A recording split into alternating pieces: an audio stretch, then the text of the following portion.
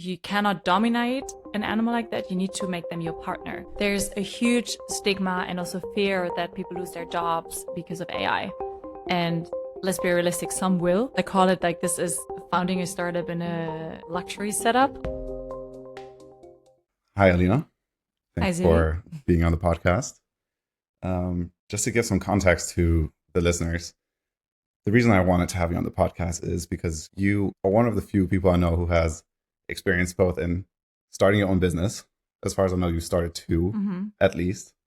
You work for big tech as well, where I feel like oftentimes it's quite contrasting working in startup versus big tech, especially in terms of mindset. So that is also something I would like to learn more about.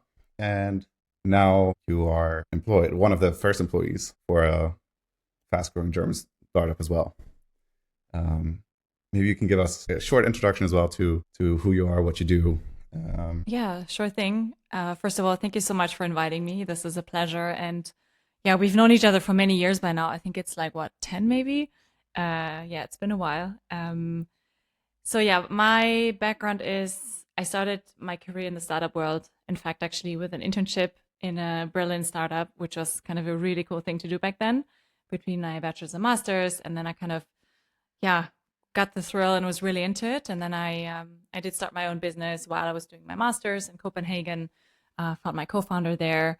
Yeah, that company we built it over a few years. We're able to continue it after our studies. Then Corona came and we had to close down the whole thing. I'm sure we'll dig deeper into that later as well. Then started another thing briefly, but it didn't really fly. And then I actually said, hey, I'm gonna enter the corporate world for a while to just see how it goes and check it out and really understand also that part of the business world, so to say. And well, now I'm back in the dark side. I'm in an AI startup that is, trying to bring AI into enterprises of all sizes. And it's a ride. I love it. And it's definitely been a journey that I went through the last few years. And I'm maybe just a few background infos about me. I live in Cologne now. I did actually live in 6 countries by now. So Wait, this is one of my which longer six? stations. Because I know Copenhagen, Netherlands. Well, the first one was actually Ireland after school. I just found myself a job there and moved there. I just wanted to get out for a while. Then I moved to the Netherlands for the bachelor studies. That's also where we met. And then I was in Berlin for a while. Then I moved to Japan. Actually, no, before that was also Australia because I did part of my bachelor there. And then after Japan, I actually went back to Australia. And then in the end, I moved to Denmark for the masters. And I think that was it. Yeah. Now I'm in Germany for a few years now. I think around 4, more or less, in Cologne. Yeah, that's kind of like my journey over the last few years in a nutshell. And yeah. Yeah. Yeah. It's also actually one of the things I love about having a podcast is to what you said, we know each other for 10 years, but really getting understanding for what is someone like having the deep conversations about different parts of your life. I feel like this really gives me an opportunity to really dig into it. I would like to start with your first startup named Hooves. Also I'm going to plug another podcast you were on as well, Cool. Fem Lead. So if anyone really wants a lot more detail as well on what the work life is like in those, you guys go more into detail there. Yeah. So I can only recommend that podcast. Now I really want to go more into the mindset and maybe as well specific learnings. So maybe just a short backstory to what was Hooves and how did you get the idea and how did you get started on it? Yeah. So the background that's important to know is I'm a lifelong rider. I've been, growing up with horses. I've been into the equestrian sport basically ever since I could walk and I could be on a horse. And that was like my lifelong passion. And when I moved to Denmark, I met Suvi, who was one of the other classmates. Turns out she's into horses just as much. And we bonded over the experience that we couldn't actually find a horse to ride in Denmark because, if you move to a new country, you don't know anyone, you don't speak the language, you want to ride and you also have good skills, but nobody knows, so you don't find actually a horse to share with. And that was the trigger why in the end we built Hooves, to make the equestrian sport more accessible and just be able to open it up to more people who are just really passionate about it. So what we built was a kind of sharing economy platform for horses. It wasn't for transportation, so we get that sometimes. So it was like Uber for horses. No, it's more if you have a horse, you obviously spend a lot of time and money on that animal, and sharing makes a lot of sense. So we enabled people to find each other through like a matching platform. We developed an insurance to make sure in case something happens, if they are animals, then it would all be covered by the insurance. So the rider, the horse, the equipment, and also like a management app where you have kind of like a diary of the horse, keep the training tracking and the, med schedule, everything. So it's kind of like this, I don't know, all around concept that we developed around sharing horses. Yeah. I actually really want to know a bit more about horse riding as well, because I assume you started when you were really young, as you mentioned, right? Yeah. Personally, I've learned so much from the sports and the hobbies that I do. And I can imagine that horse riding, especially if you do it as a child, there must be so many different things that you learn from it, and things that you take with you all the way into your career or other parts in your life. Are there specific mindsets or learnings that you have from riding a horse? Yeah. And if so, why? By the way, I know nothing about horse riding. Probably the same as like a lot of listeners have no idea. It's a niche sport still, right? It's very, if you're not in it, like it's kind of its own world. And it's a big world. It's a big world. It's a big world. Yeah, I think in one of the podcasts you mentioned what like the how much money is flowing in the industry, which was I don't remember. Gosh, I wish I would remember the numbers, but it's a lot, Yeah. If I just think about how much money I spend on horses, the pockets are open. When it's about the animals, you're just like, oh yeah, you need a osteo treatment here and extra food there, of course, Yeah. pay for it. No, but great question, honestly. Like the sport or the passion has taught me so much. Like, first of all, I started riding when I couldn't even, like, my legs couldn't even reach over the saddle. I was just really, in love with my pony back then. But physically and with everything, I was not able to control the animal in any way, because, these are animals that weigh like over 500 kilos, maybe 700 kilos sometimes. So you need to learn that you cannot dominate an animal like that. You need to make them your partner. You need to make them wanting to be in your team. You cannot force them to do anything. Like, if they want, they can just run over you, like, in fact. So kind of you actually learn leadership skills very naturally, in a way that, you need to be consequent. You need to, be fair. Horses have a good memory. If you treat them in the wrong way, they will know, they will remember, and they will show it to you. So I naturally learned kind of how to guide someone without being able to use any of my, like, strength, for instance, you know? Yeah. Are there, because for example, right now I'm noticing you have really good posture. You sit very straight. Are certain things like body language even like a part of the communication with the animal? 100%. And also, how does that, is it similar? Do you communicate in a way with a horse that is actually similar to with a human? I mean, you mentioned the leadership. Is it specific things like tone, posture, anything like that as well? 100%. Actually, the way, especially if you're in sync with a horse, like, for instance, my current horse, I have him for 10 years by now. It's really special. And he 100% knows me and reacts to me. Like, he identifies me if I come from afar. Like, if I walk next to him and I slow down a bit, he slows down. Like, if he hears my voice or even my steps, he comes out of the box to see me. Like, it's a very, very deep connection. And also the way I move around him, or there's actually not much speaking, to be honest. It's a lot about moving and reading their body language and kind of intrinsically just, I don't know, it's a bit hard to explain because it all happens unconsciously, right? It's not that something I think about, oh, the horse is moving the right ear, so I need to do that. Like, it's more you learn to read their body language, because after all, they're animals that are living in a herd, and their first instinct is often to flee. So if there's something they're scared of, like, you better see what it is, and, like, kind of, so you're able to react, because otherwise you could get into dangerous situations, right? So you're constantly scanning your surroundings and, are kind of in sync with the animal to also have a safe experience together. And for the posture, I mean, 100%, I really hope I never get back problems. It is true that it's actually a full body sport, because you need to balance out the movements, like it's all these small muscle groups, you have to use them. And yeah, like I think riders have pretty good posture in general. Yeah. Then also, how old were you when you started again? Like 5 or Five, so. 6? Yeah, Yeah. very young. Because also you need someone needs to take care of the animal at least once a day, right? Mm-hmm. Especially if you do it as a young child. Like, do most parents do a lot of the maintenance, or like do you early on learn like really to is like your horse something that's in the back of your mind the whole time, and you learn to be like, I can imagine you need to be extremely responsible when you have a Mm-hmm. horse. Yeah. It's a huge responsibility, to be honest. Like, of course, when you're younger, I mean, my parents were extremely supportive. Like, I'm so thankful to them. Like even just driving me to the stables and going to riding lessons, and also the financial part of it. Right? It's Yeah. it's not the cheapest sport for sure. And in the beginning, for instance, when I got my first pony, I think I was 8 years old. My mom was also riding the pony to help me. But as soon as I was like more or less fine, my parents had just dropped me in the stable. It's like, okay, we'll come in 3 hours, we'll pick you up, like you do your thing.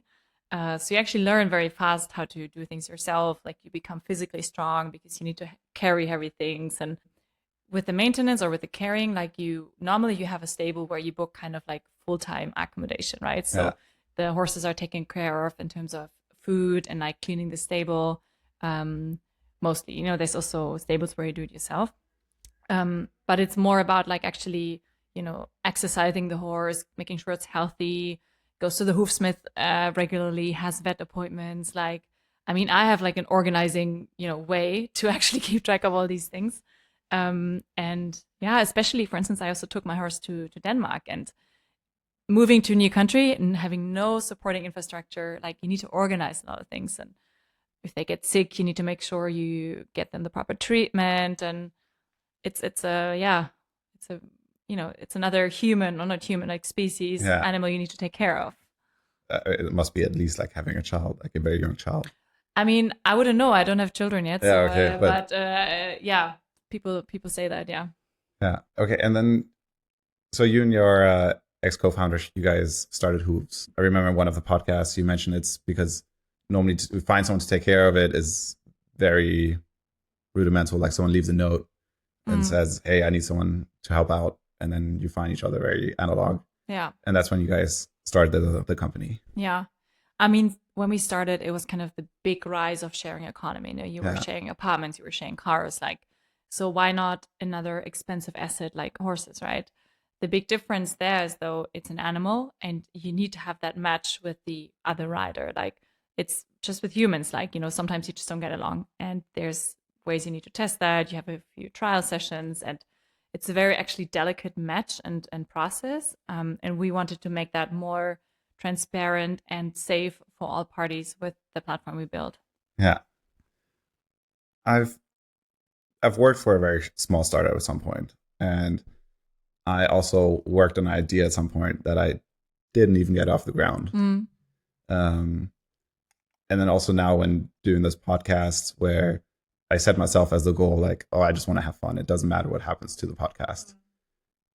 Yet still, I constantly battle with thoughts like fear of failure, or what if I cannot overcome a specific challenge. For one of the startups I wanted to do, which was a some software, like I didn't really overcome, or I didn't even manage to build a first product. Um, how did you have any of similar thoughts? How did you overcome these thoughts? Like, because Yeah. yeah, there must be thousands of small challenges on the way. Oh yeah, there were millions, But I sometimes describe this feeling when we started Hoof. I was like, we were not able to not do it. We were like, yeah, of course we need to do this, like of course we are starting a company while we're still studying, and should probably spend more time in the library. But it was such a strong passion and urge and just understanding the problem, because we were basically the target users, right? We understood the problem, and what were the available solutions, and they weren't great. So I think that by being just super crystal clear on what's the problem and how we imagine it to be solved, in the combination of finding a fantastic co-founder, was kind of why we started and why we also kept going for so long. because yeah, there's a lot of challenges on the way, and for us having that core founding team as like the kind of the core strength of the whole thing was the biggest, like the strongest argument for us to keep going and kind of uplifting each other over time, and just being really supportive and growing with the challenges. I mean, to be honest, in the beginning, we didn't have a clue. Like, I remember we set out our first meeting with our first investor, which back then was more of an advisor kind of session. And he was saying like something, oh yeah, but then, we talked about an MVP, and we were like, what the hell is he talking about? Like, most valuable player? I mean, and then we literally went home and was like, we Googled startups MVP, and it was like, okay, most viable product. Yeah, that makes sense, right?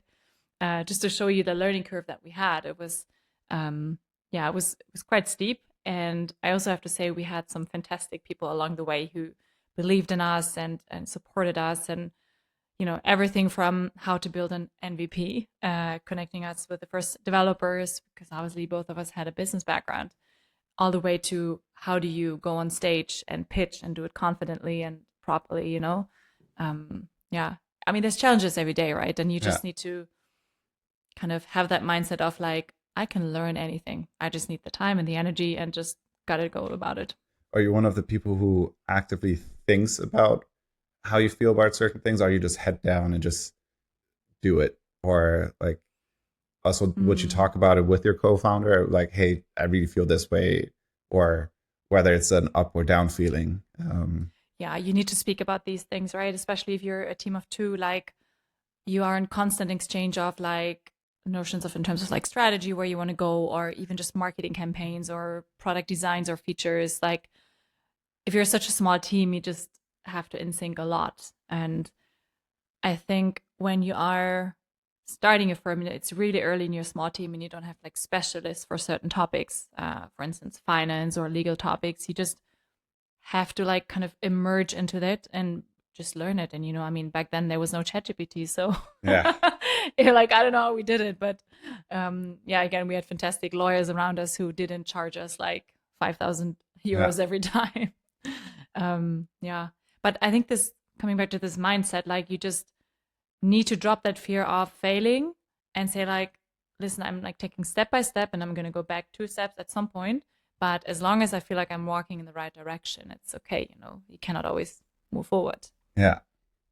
Yeah. Actually, I listened to I don't remember what episode it was of the podcast called Modern Wisdom from Chris Mm-hmm. Williamson. And one thing he mentioned, where actually I had to think about you, or in preparation of this podcast when I Mm-hmm. was listening to that one, he said um, one of the best things he's learned from having had several businesses is just becoming extremely confident that he can just learn stuff and do stuff.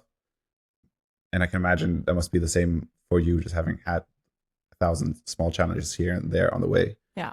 Um, and then also one thing I've been thinking about is the whole thing of reframing and reinventing yourself. Mm-hmm. So I was also wondering, when you guys started the startup, um, did you guys ever together discuss what does success look like to you? I mean, our success was the mission, right? We wanted the equestrian sport to be more accessible and open.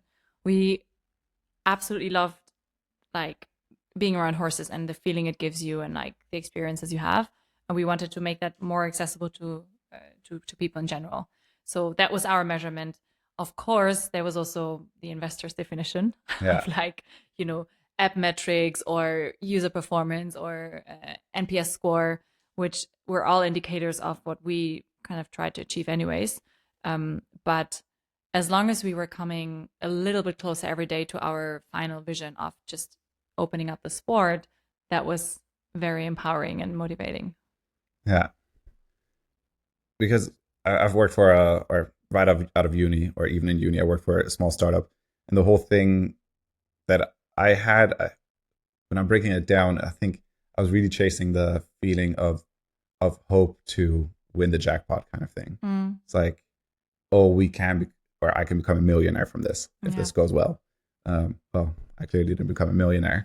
Um, but yeah, so as well, when you say just your metric for success is making the equestrian sport available.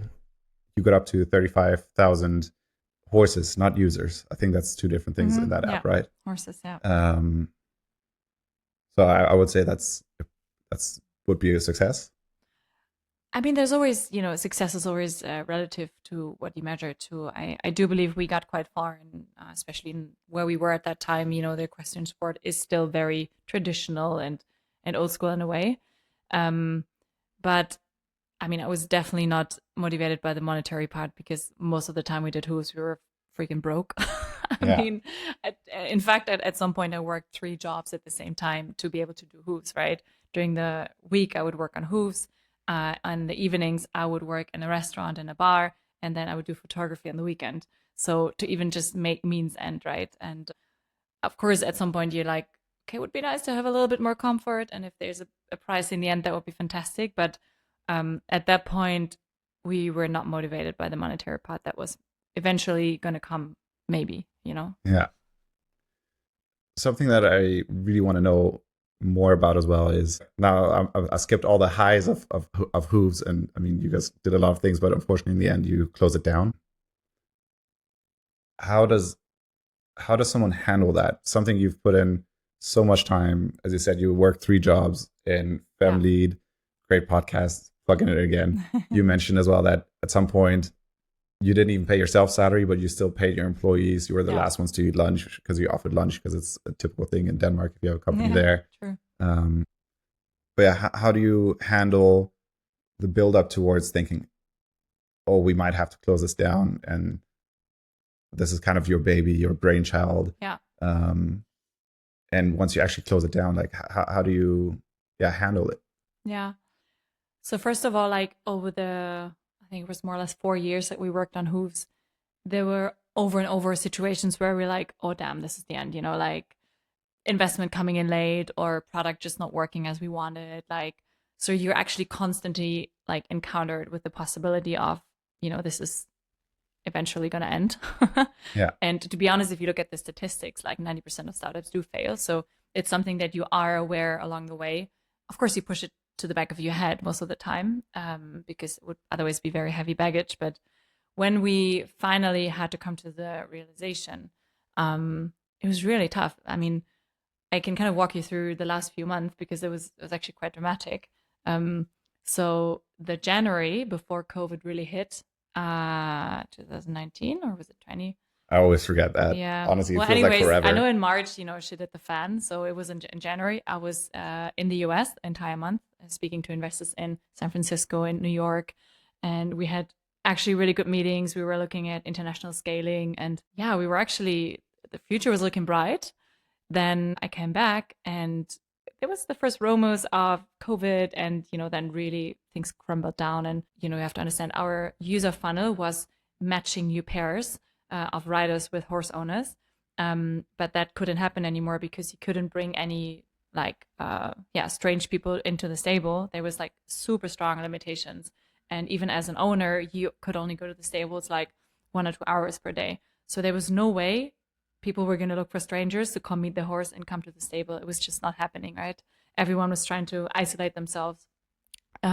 So that whole part of our business broke down, and we were actually just starting to monetize the business. For a long time, we built the community and the traction and the kind of like critical mass that you need in sharing economy platforms. And that just killed us, like we couldn't meet the KPIs that we promised the investors. And it looked really bad. And so we didn't get the investment we were hoping for.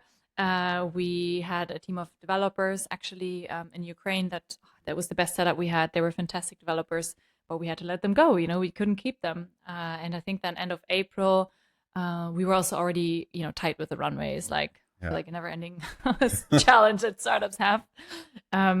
We had to let them go, and then also, it was not really clear how long COVID would go, this whole spook. And so we decided to kind of like cut it down to the minimum, let the platform go, still be live, but not do any marketing. And also just kind of had to find a creative way to reset ourselves and, kind of keep the company alive. So both Suvi and I actually decided to kind of escape for a while. We were also just, it was very tough for us, and so I found myself a job as a writer in the north of Germany. So we did the same in Switzerland. So for half a year, we were just riding horses all day long, very physical work, and could get an income from that. I lived in a farm. I left the farm once a week. Otherwise, I was just living in the farm. And so we did the same in Switzerland. And How come you chose to go to separate places? Did you need um, distance from each other as well because it's maybe tough to have like a reminder or? no, I mean, it was no, actually, that was not the reason. So she had connections to the stable in Ah, Switzerland okay. before, and I had connections to the one in north of Germany. So it was more of a opportunistic kind of way. Okay. We were actually, I think that's one thing that also kind of kept us going for so long is that we were really good as a team. We're still close friends today, and there was no bad blood. We always knew we were in it together. It's, with the same energy, same effort, same risk. So that's actually compared to many other founding teams, we were able to keep our friendship and keep that going even after Hooves was there. When you were like horse riding or on the farm for half a year, you said, was that a lot of more like distraction that you were seeking, or were you actively trying to reinvent yourself or think what to do next? Like how do you process it? Is it a lot of Yeah, thinking about all the great things you've learned, or I guess in the beginning it was a part of also of just getting away from all the craziness and you know speaking in investors, like justifying what you did or what you decide. And it was a lot of tough conversations on all ends, with the team as well. And for both Suvi and I, horses have always been the safe space, that where you can just dive in, kind of forget around the outside world, at least for a while. And the thing is, if you're riding horses all day, you're physically exhausted. And that's great to kind of like slow down your brain and also just get away from computers. I mean, I didn't touch a computer for weeks. I was like, I want to be just in the moment, get my hands dirty, and like just be physically tired. And I actually didn't set an end date. So I said I was going to move there and I would stay until I feel ready again. And then more or less after maybe 4.5 months or so, I was like, okay, I think I'm starting to be ready to do something else and like think about the future. But I kind of kept it open, and for me, that was the right way to go. Yeah, and after that you founded a different startup, right? yeah. After that, with actually one of my friends from the studies as well, we did for a while a startup in the space of kind of helping angel investors do startup investments, um, which, yeah, I mean, it's still also very kind of like not transparent space. And we try to bring some visibility and transparency into it. It's also a tricky space. So in the end, actually, it didn't work out. We didn't get the traction that we wanted. And I was looking to kind of do something else. And that's when I joined the corporate world. Um, yeah.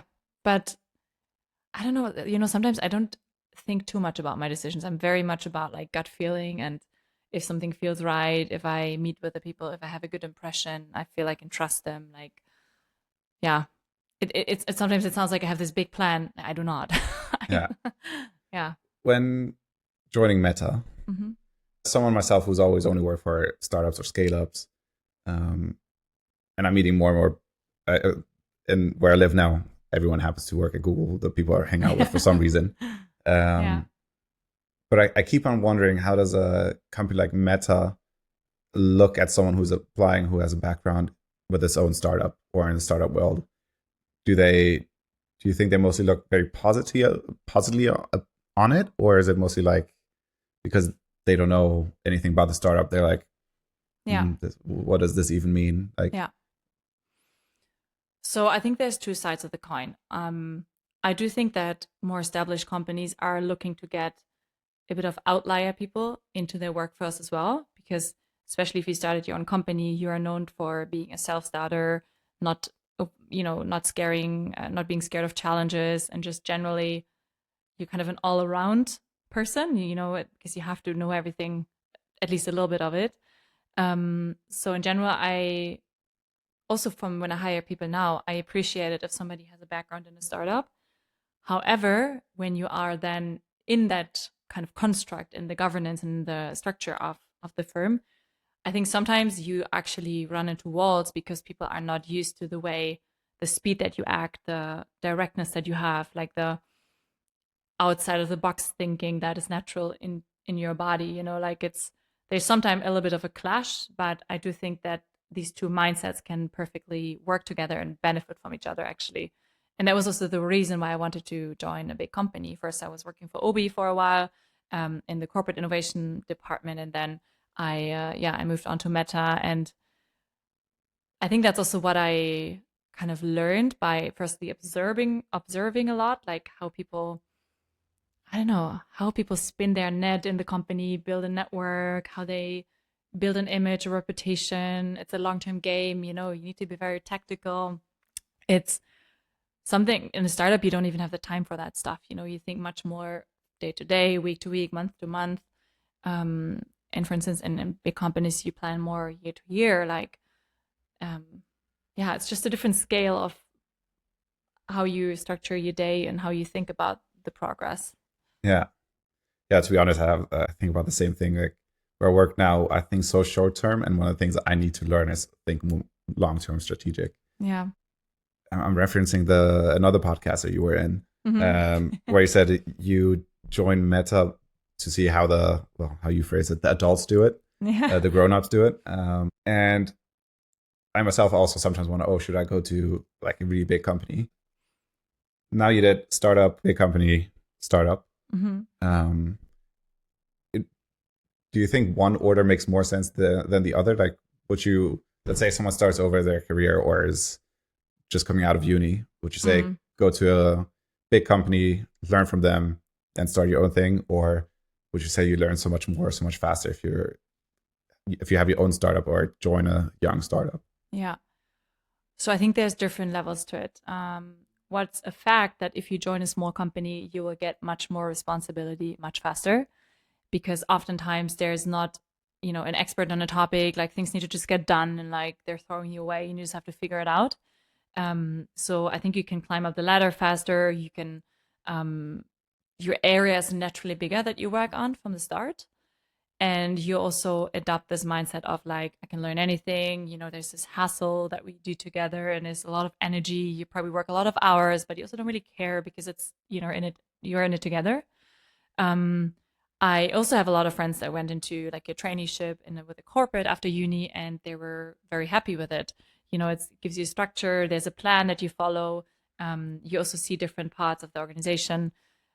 To be honest, it's also very much about who you are as a person. As an example, we had quite a few interns at Hooves, and some of them absolutely like blossomed being in a startup. They were, maybe a little bit, shy and introverted in the beginning. And then in the end, we had this one girl, she was running our entire social media and just completely smashed it, and you wouldn't expect that when you saw her the first time. On the other hand, we also had people who were just not really good with coping with this uncertainty and lack of structure, and I don't know the how startups are, right? And I know that this one specific girl, she's now very, very happy working for a large corporate in Denmark, and it's like, I think it's also a personality type. Yeah. So I think the order is really depending on what you prefer and also kind of what opportunity comes along your way, to be honest. I'm also wondering, for you yourself, what would you say what are you chasing life? What makes it fulfilling for you? Because one of the things you mentioned as well is like in a startup, you work long hours, but you also really enjoy it and you want to do it. And I do think work is an important thing to anyone's life because it brings some form of meaning and purpose. I'm not saying work should be how everyone defines themselves. I think there's a lot of other things that define us in life. Yeah.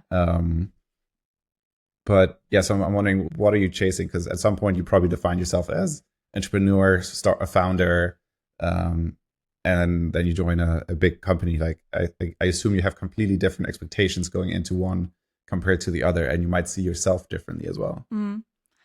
Not so different, actually. If you No? think no, I learned over time, through reflection, also just experience, that what I'm chasing is like doing great value exchange and synergies with other people. Like doing great things together, achieving things, moving forward. And other people is like people close to you, like direct colleagues, or other people like all the people you gave the availability to a horse. It's, I think, both. That's the whole spectrum. I'll give you an example. So at Meta, I was working at strategic partnerships with other tech firms, and yeah, players in the market.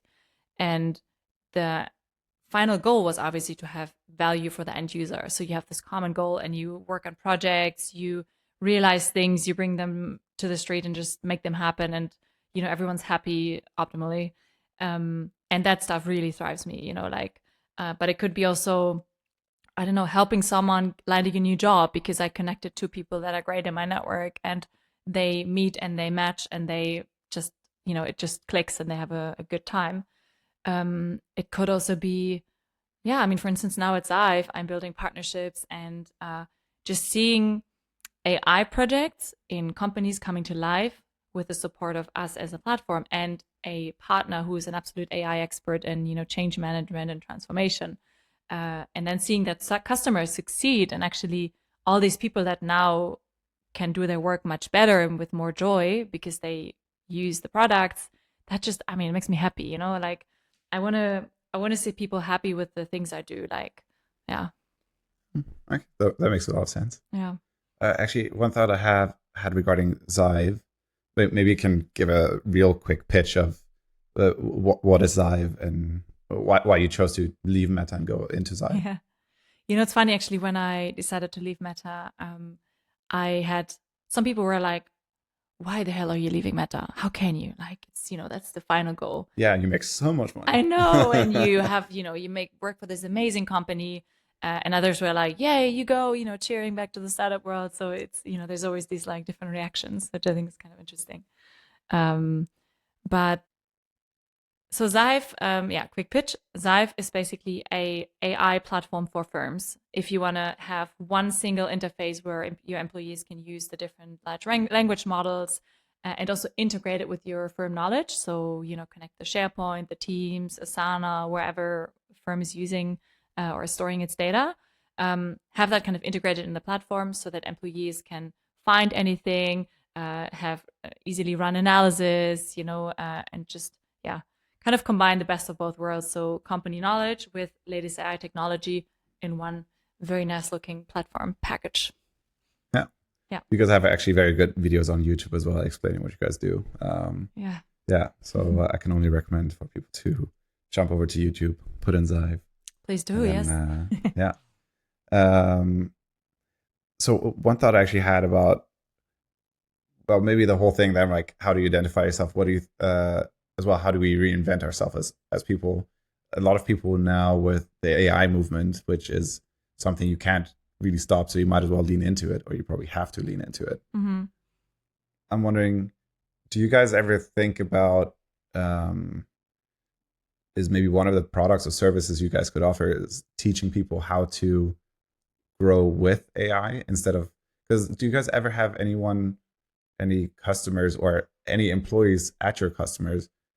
I'm not sure if you guys have that contact with them who are like kind of trying to block the AI out of fear because they're like, oh, it's going to take part of constantly my work away. There's a huge stigma and also fear that people lose their jobs because of AI. And let's be realistic, some will probably midterm, long term. It's going to happen like with any kind of revolution. But I believe a lot of jobs also will just become more efficient and people will be able to focus more on the creative part, on the strategic part, on the interpersonal part of their job and can just use the AI to, perform repetitive tasks more efficiently or do research tasks much faster. I mean, you really just got to take the AI and make it work for you. Like, I think that's the way forward, and I understand if there's also fear. And that's, for instance, why we work with partners, because it's all about taking that fear by making it tangible and accessible and showing people very hands-on and practical. Listen, this is how you can build an agent. This is how you can use the assistant, and it makes your work easier. Like, you really have to break it down, because I think if people understand how it works and how it can help them, they will also lose the fear over time. Yeah. Actually, I can imagine that. especially you just mentioned the word agent. I heard some theories at some point there's going to be more agents than people in the world, and like people are going to build an agent for literally anything. I wonder if more like the startup people or creative people will be the ones who really thrive in this environment, because they're going to see a problem, they're just going to build something to help them out with it. Um, uh, Considering you are in this field, like how do you use AI in your own daily life? Because you're on the commercial side as well, right? Yeah, exactly. Yeah, I don't use it for coding. Thank God I have colleagues who Yeah, are because very smart that's enough what I'm to. doing. Exactly. Yeah. I mean, it's great for that, right? I so let me actually answer to the first comment first with like, more agents than humans. Maybe there will be, and maybe it must make sense at some point, but I do think that humans will always have an integral part in how we live, how we work. There's just tasks that, at least right now, AI cannot perform, Yeah. things like emotions, interpersonal relationships. But yeah, what AI do I use? Obviously, our own platform, we're living dog fooding. Um, and that's, is also something I say to my clients and partners, like I use the platform myself and it helps me, and we're a small company. Like generally, Zive is more for companies from like 50 employees and above. But I use it to find things, either in our G Drive. I can just search. It's really like an internal Google, you can imagine it. I use it to help me draft content. I use it for brainstorming. I set up agents for specific tasks that I have to kind of do on a repetitive basis.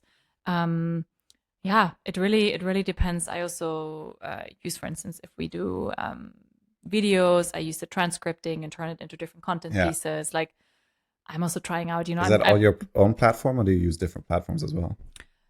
no, that you can do in Zive. I mean, the transcript, like we don't kind of process videos yet. Like it Yeah. has to be in text form of some kind.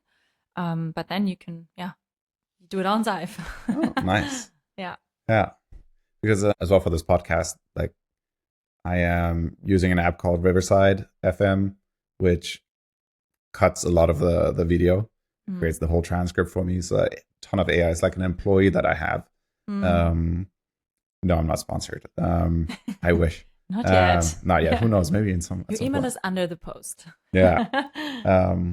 But also, at the time of filming, I actually don't have a name for the podcast yet. But I keep on using like an AI as a sparring partner. It's like I literally talk to him as if it's a friend. It's like, hey, this is what my episodes were about. What kind of ideas for a name do you have? It's like, great for that, right? Yeah. It's actually it does a lot of this. I'm literally using it like a friend. Yeah. Like your brother is one of my best friends, and I actually haven't even spoken about the name for the podcast with him. Yeah, That's actually interesting. How come I don't even ask the people close to me anymore about their opinion on certain things? Yeah, you're very close with your AI friend, obviously. But Yeah. actually, I saw a statistic recently and how the AI usage kind of shifted, or like what were the use cases.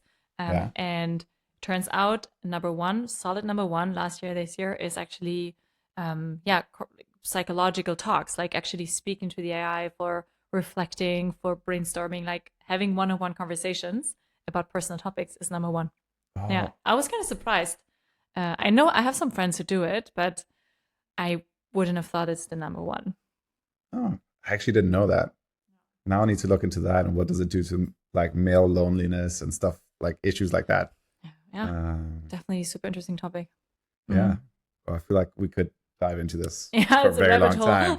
Yeah. It's a YouTube rabbit hole, This could be a rabbit hole. Yeah. Yeah. So, okay, just back to Zyve for a little bit. Yeah.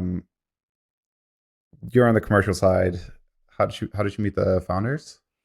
So I know actually Jan, who's one of the co-founders and CEO from a entrepreneur network that I joined with Hooves back then, and he very successfully built a company previously in the intranet space, and then he sold that one. And when he started Zive, I saw that and I was like, this sounds really interesting. When you're growing a team, let me know. Let's stay in touch. And yeah, that happened last year. We stayed in touch. We talked and we met, and yeah, it was very fast, pretty clear that this seems to be the right move for me, but also it could really fit with Zyve and what they were attempting to build. How does that compare to the first startup was your own brainchild. So was the second startup that you looked into. How does it feel, or what would you say? How does it compare joining a company and be one of the first employees? Um, do you have the same dedication, or uh, yeah, what are your expectations from it compared to being a founder? Yeah. I sometimes I call it like this is kind of founding a startup in a luxury setup because I mean, I do get a salary. I have tasks that I don't have to do because there's other people who can take them over and are much better in it. I can focus on my fields where I'm really good at. That's also actually something I learned over time is like what are the parts of the business that I really enjoy and I'm also naturally really good in, which is the commercial side and bringing it Yeah, to market. And I really enjoy the setup. I always say I wouldn't, maybe I create another company myself, but I don't necessarily have to. I'm also very happy with joining a mission that I believe in with people that I really respect and also enjoy working with. So for me, this is the perfect kind of situation I'm in right now, and I really enjoy it. And I think it's kind of you need to know what you get yourself into. And I did know that when I left Meta and I joined the startup world. I know it was going to be wild and messy and, exciting and risky and volatile and all of that at the same time. And it would be long hours, but I'm in it here for the long run. And I really want to make this work together with the team. And that gives me all the motivation intrinsically that I need. So, yeah, I don't really make a difference whether it's my own company on paper or if it's, I'm part of that company. I'm one of the puzzle pieces. But for me, it makes a huge difference if it's a company where it's the size of Zive or even bigger, right? But, for instance, Meta had like, 80,000 people and you're just a little ant in the yeah. stack of all ants. And for me, I I thrive in this environment where you really feel like you have an impact and you see it every day. And there's a short line from idea to execution and testing and feedback. And I really enjoy that at this point in my life. Do you also like that there's like a wide spectrum of things you have to do? Like before this episode, we were filming like some marketing material, like which I Yeah. like. You've done do so many different things. Is that as well Yeah. really what you enjoy? Oh, for sure. For sure.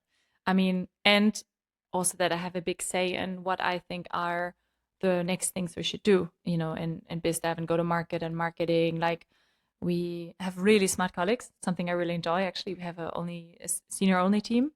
Um, and whenever somebody has a good idea, you just kind of see how we can, make it work.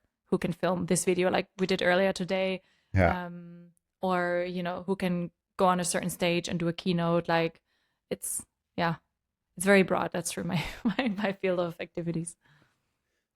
Before this podcast, or you told me that after you had one of the first conversations with the founder, you sent him a message with, "Hey, these are the things I'm really good at, and this are the things I really don't want to do."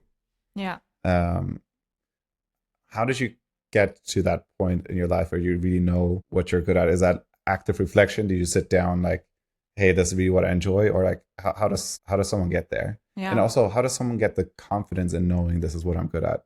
Yeah. I I think it comes with experience and like doing things that you don't like and you're also not good at because you will feel that it drains your energy, like you will not feel great. You will not never be as good as somebody who, really enjoys that task or has done it for years. And I mean, I wish I would be more actively reflecting and like journaling. I always attempt to start it, but for me, it's more a matter of like actually speaking about it, thinking about it, and trying to stay true to myself. And I just know that I will be so much better and happier if I do things that I enjoy and I'm good at. And it doesn't mean that if other things need to be done, that I don't do them, right? Like it's, we're not in Wonderland and you can just wish what you do every day. Of course, there's tasks that I kind of like prefer not to do, but they're just part of the job, right? Or of my Yeah. life. And I think it's a matter of outweighing those, like trying to put a lot of positive things on your plate, do those, work with those, and then you have to still do some of the work you don't enjoy. But also, I don't know, I see a lot of my friends and people in my network that are kind of tied in that hamster wheel, just kind of trying to chase a vision that was maybe even like put on them by family, social norms, whatever. But it doesn't make them happy, but they're also too scared to leave it because it's uncertain. And I think it's a pity, like there's so much to grasp and see. And Do you have you ever struggled with social norms and expectations? How did you overcome them? I think I've been quite rebellious ever Yeah. ever since. Not meaning that I don't care, but it's more that I don't know. We have one life here. We have this one shot, so we might as well make something out of it and do something that we enjoy and that we thrive for. Because if not, we're not happy, right? And yeah, I also have to say I do have a supporting family, and friends who were mostly cheering for me. It's but at some point it's also you just gotta call the shots, right? If you don't call them, nobody will. And you're in German, there's the saying you're like the goldsmith of your own luck. So Yeah. I really truly believe in that. And if you're not happy with something, I feel like it's in your duty to change it. Yeah. With that said, yeah, I this is something I really enjoyed. Me too. Thank you. Thank you for letting me learn from you. And yeah, if someone maybe wants to find you, learn more about Zive or anything like that, can they reach out to you on Yeah, absolutely. any platforms? Find me on LinkedIn, or you can also put my email in the footer if you want. Okay, we'll do that. Thank you, Alina. Thank you, It was a Zive. pleasure to talk to you. Thank you. Hey, you made it to the end of the episode. Before you leave, can you please do me this one simple favor and subscribe to the podcast? It's your free and easy way to show your support for all the hard work we put into every single episode, as well as help us reach more people and get new guests onto the show. Thank you for listening to the Untold Paths podcast.